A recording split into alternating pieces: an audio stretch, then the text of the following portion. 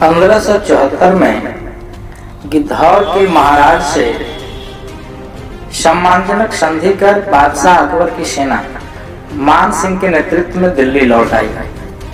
बादशाह ने गिद्धौर को नायब सूबा का तोहफा दिया।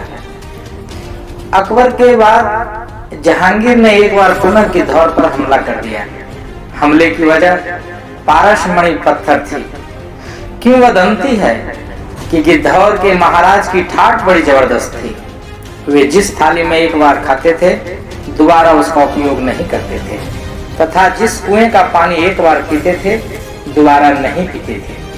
जनता के बीच की अफवाह बादशाह के किले के भीतर तक पहुंच गई। जहांगीर के दरबार में रुद्र राय नाम का एक कवि रहता था जिसे राजकीय संरक्षण प्राप्त था।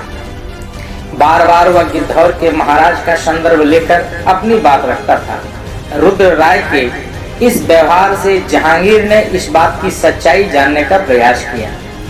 पता चला कि राजा पूरन सिंह के पास सोना बनाने वाला पारसमणि पत्थर है। रुद्र राय को जहांगीर ने वह पत्थर गिद्धौर महाराज पूरन सिंह से मांग कर लाने को कहा। रुद्र राय पूरन सिंह के दरबार में अपने काव्य कला से राजा को प्रभावित कर लिया और मनचाहा वरदान प्राप्त कर बादशाह जहांगीर के पास चला।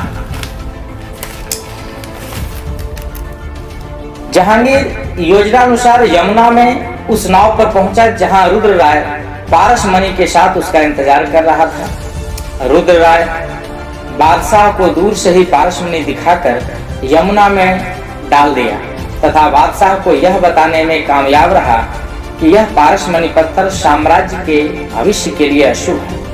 लेकिन पारसमणि प्राप्त करने की प्रबल इच्छा जहांगीर की बनी रह गई। जहांगीर ने दूसरा पारसमणि के लिए गिद्धौर पर दबाव बनाया लेकिन उसे कुछ भी प्राप्त नहीं हुआ। इस कृत्य को वह राज की अवज्ञा समझा और गिद्धौर पर आक्रमण कर दिया। जब बादशाह को भली भांति यह ज्ञात हो गया कि दूसरा पारसमणि उपलब्ध नहीं है तो वह संतोषजनक संधि कर बादशाह के खिदमत में किले में उपस्थित होने को कहा। इस समय गिद्धौर के राज सिंहासन पर हरि सिंह प्रशासनारूढ़ थे। हरि सिंह बुलावे पर दिल्ली गए। जाते समय उन्होंने अपने छोटे भाई विश्वंभर सिंह को गिद्धौर की राजगद्दी सौंप दी। विश्वंभर सिंह का गिद्धौर महाराज के रूप में राज्याभिषेक हुआ। किंवदंती है कि हरि सिंह को बादशाह ने कई आरोप लगाकर कारागार में डाल दिया।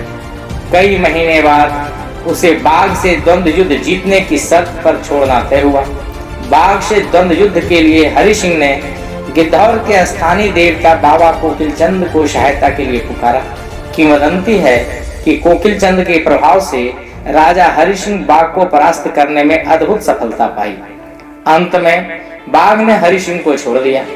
अब जब हरि सिंह वापस गिद्धौर लौटे तो गिद्धौर में महाराजा विश्वंभर सिंह ने उनका भव्य स्वागत किया। हरि सिंह के पास एक मार्मिक समस्या खड़ी हो गई कि जिस छोटे भाई को एक बार राज्य सौंप दिया उसे कैसे हटा दें।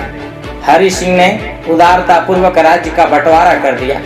अपने छोटे भाई विश्वंभर सिंह को आधा राज्य देकर उसकी राजधानी खैरा में स्थापित की। इस प्रकार खैरा राज्य की स्थापना 1625 से 1646 ईस्वी के मध्य हुई।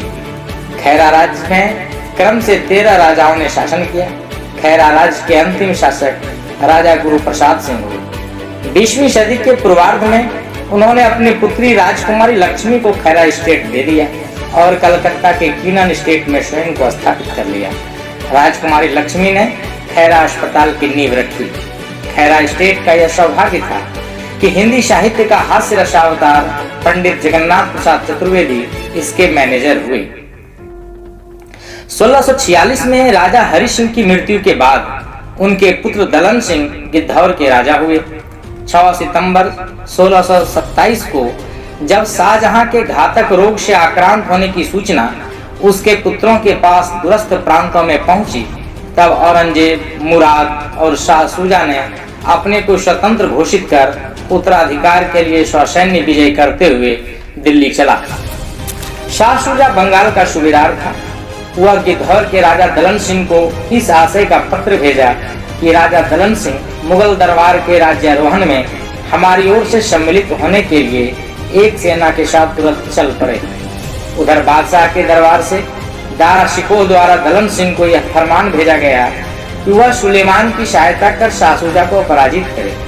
बड़ी दूरदर्शिता के साथ दलन सिंह ने 1658 में सुलेमान का साथ दिया। शाह शुजा पराजित हुआ। इस सफलता के बाद दारा शिकोह ने राजा दलन सिंह को धन्यवाद और कृतज्ञता का पत्र लिखा। 1658 में ही शुजा के साथ संधि में दारा शिकोह ने मुंगेर से पूर्व का हिस्सा शाह शुजा को दिया, जबकि गिद्धौर को अपने साथ रखा। इसी समय औरंगजेब दिल्ली की गद्दी पर शासनारूढ़ हुआ।